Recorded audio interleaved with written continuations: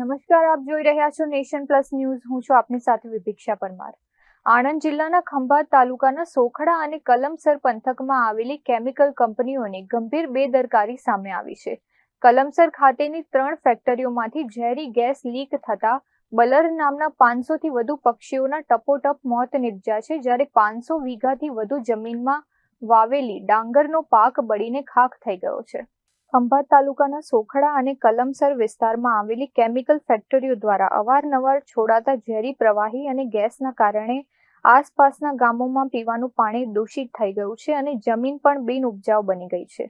સ્થાનિકોની વારંવારની રજૂઆતો છતાં સરકારી અધિકારીઓ એકબીજા પર ઢોળમઢોળ કરીને કોઈ ઉકેલ લાવતા ન હોવાનો ખેડૂતો આક્ષેપ કરી રહ્યા છે.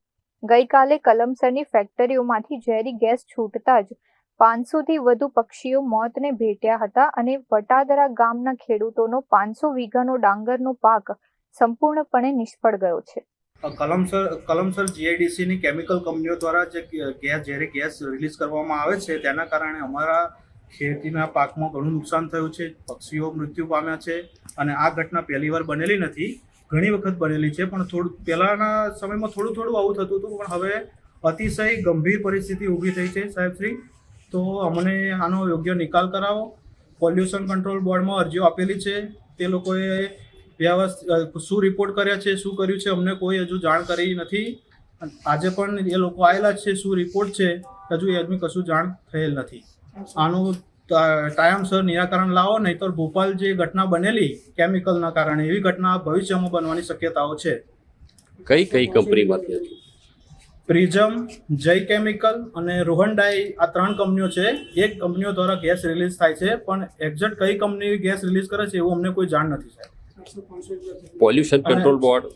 પોલ્યુશન કંટ્રોલ બોર્ડના અધિકારીઓ સાથે તમારે કોઈ વાતચીત થાય છે કે શું? ના, એવું કોઈ સાહેબ વાત થતી નથી. એ લોકો આવે છે, રિપોર્ટિંગ કરે છે, પણ રિપોર્ટ શું કરે છે એવી કોઈ અમને જાણ મળતી નથી. કેટલું નુકસાન થયું છે? આશરે વટાદરા ગામમાં 500 વીઘા, વત્રા ગામમાં 500 વીઘા જેટલું અને 2000થી ઉપર પક્ષીઓને નુકસાન થયું છે અને બધા પક્ષીઓ મૃત્યુ પામ્યા છે. એટલે હાલ તમે શું માંગ કરો છો અને અત્યારે ક્યાં આવ્યા છો? અત્યારે અમે પ્રાંત ઓફિસ ખંભાત આવેલા છે. આ કંપનીઓ દ્વારા ગેસનું જે રિલીઝ કરે છે ઝેરી ગેસ, એ બંધ થાય, અને જો એ બંધ ના કરી શકે તો કંપનીઓ સદંતર આ વિસ્તારમાંથી બંધ થઈ જાય એવી અમારી માંગ છે. ઝેરી ગેસના નુકસાને પહેલું તો પક્ષીઓને ઘણા એવા 200થી 250 પક્ષીઓ મરી ગયા. એ ફોરેસ્ટ ખાતાવાળાએ જાણ થઈ એટલે એ લોકો આવીને મૃત પક્ષીઓ લે પણ ગયા છે. અને ડાંગરના પાકને સુકારા જેવો રોગ એકદમ છે ને આ ઝેરી ગેસથી અસર થઈ અને ખાસી એવી જમીનોમાં જે ડાંગરનો પાક છે એને નુકસાન થયું છે. શું સ્થિતિ છે? શાના કારણે થઈ રહ્યું છે? શું માંગણી છે? આ ઝેરી ગેસના કારણે જ આ ઝેરી ગેસ આ લોકો છોડે છે, એના કારણે ઊભો પાક છે એ સુકાઈ જાય છે અને ખેડૂતોને મોટું એવું નુકસાન વેઠવું પડે છે. જેથી આ ખેડૂતોને વળતર રૂપે મળે એવી મારી આપશ્રીને રજૂઆત છે. મીડિયા માધ્યમથી ઉપલા અધિકારીઓને પણ જાણ થાય અને ખેડૂતોને યોગ્ય વળતર મળે એવી મારી રજૂઆત છે.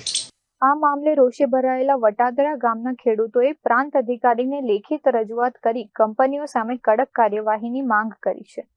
ત્યારે ઘટનાની ગંભીરતા જોઈ પ્રાંત અધિકારી કુંજલ શાહે પોલ્યુશન કંટ્રોલ બોર્ડ, ખેતીવાડી વિભાગ અને ફેક્ટરી ઇન્સ્પેક્ટરને તાકીદે તપાસ રિપોર્ટ રજૂ કરવા આદેશ આપ્યા છે. આજ રોજ મીડિયાના અહેવાલોથી અમને જાણકારી મળી કે આવી રીતની બનાવ બનવા પામેલ છે, કે જેનાથી કલમસર, વત્રા અને સાથે સાથે વટાદરાના ખેડૂતોના પાકને નુકસાન થવાની ભીતિ છે. સાથે સાથે અમુક પક્ષીઓના મૃત્યુ થયેલા છે. એક જ સમયમાં એવા સંજોગોની અંદર જીપીસીબી દ્વારા અત્યારે જે પણ પ્લાન્ટ કલમસર ગામમાં કાર્યરત છે, તો એ બધાના ચીમનીના સેમ્પલ સાથે સાથે એની એર ક્વોલિટી ઇન્ડેક્સ મોનિટર થાય એના સેમ્પલ્સ અત્યારે લેવામાં આવવાની પ્રક્રિયા ચાલુ છે. અને આની સાથે જે પક્ષીઓના મૃત્યુ થયા છે એ બાબતે ફોરેસ્ટ ડિપાર્ટમેન્ટ દ્વારા એમના પીએમ રિપોર્ટ માટેના સેમ્પલ્સ લેવામાં આવ્યા છે અને ટૂંક સમયમાં એના પીએમ માટે મોકલવામાં આવશે.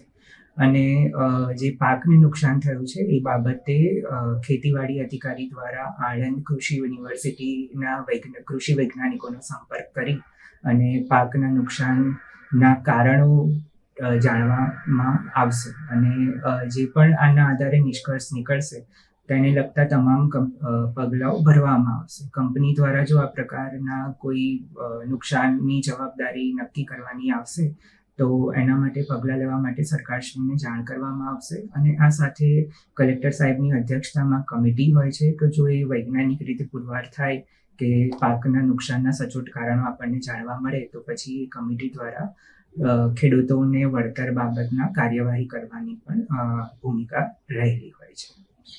સાહેબ, આપના લેવલે શું શું કાર્યવાહી કરવામાં આવતી હોય છે?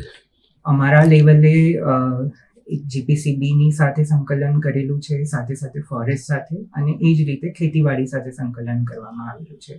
અને જીપીસીબીનો જે પણ રિપોર્ટ આવશે એના પછી એવી જરૂર લાગશે તો CRPC 133 અથવા હવે જે નવી BNSS આવેલી છે એની સંલગ્ન કલમ હેઠળ પણ કેસ સુઓ મોટો દાખલ કરવાની કાર્યવાહી થઈ શકે છે. પરંતુ એ બધી વાત એકવાર જીપીસીબી તરફથી સચોટ રિપોર્ટ આવ્યા પછી આ બાબતના પગલાં લેવાઈ શકે તેમ છે.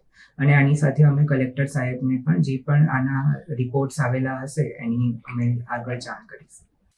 કેમેરામેન દિનેશ પટેલ સાથે Hiren Shah, Nation Plus News, Anand. સમાચારોના સતત અપડેટ મેળવવા માટે અમારી નેશન પ્લસ ન્યૂઝની યુટ્યુબ ચેનલને સબસ્ક્રાઇબ કરો, બેલ આઇકન દબાવો અને જોડાયેલા રહો ફેસબુક, ઇન્સ્ટાગ્રામ અને ટ્વિટર પર.